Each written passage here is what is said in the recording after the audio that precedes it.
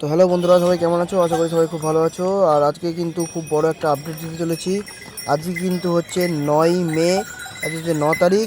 কেদারনাথের সম্পর্কে কিন্তু একটা বিশাল বড় আপডেট এসছে। কেদারনাথে তোমরা যারা যেতে চাইছো তারা যাও, অবশ্যই খুবই ভালো।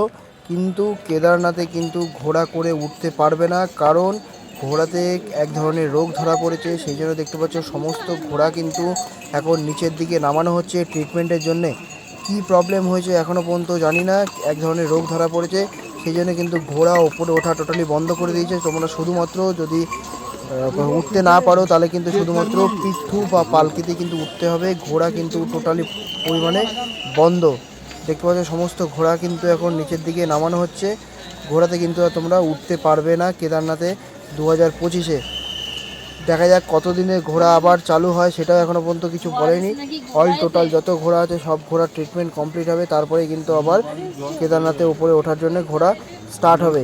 তো সেটাও তোমাদেরকে জানাবো। এখন কবে কি স্টার্ট হয় সেটা জানি না, যখন নতুন আপডেট আবার আসবে সেটাও তোমাদেরকে আমরা জানিয়ে দেবো।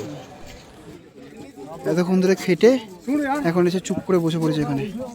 ও তো একটা প্রাণী, দেখো কীভাবে জোর জবরদস্তি করছে।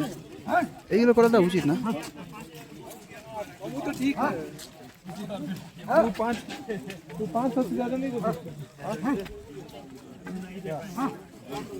উঠে গেল, চলে গেল। আর এদিকে হচ্ছে আমাদের কেদারনাথ মন্দির, পিছনে দেখতে পাচ্ছ বরফে ঢাকা সুন্দর পাহাড়। আর ভৈরবনাথের মন্দির কিন্তু ঠিক এই যে জায়গাটা দেখছো, এই জায়গাটা কিন্তু ভৈরবনাথের মন্দির। চলো আর একটুখানি বাকি আছে, তারপরে তোমাদের কেদার বাবার মন্দির দর্শন করাবো। চলো, চলে এসেছি।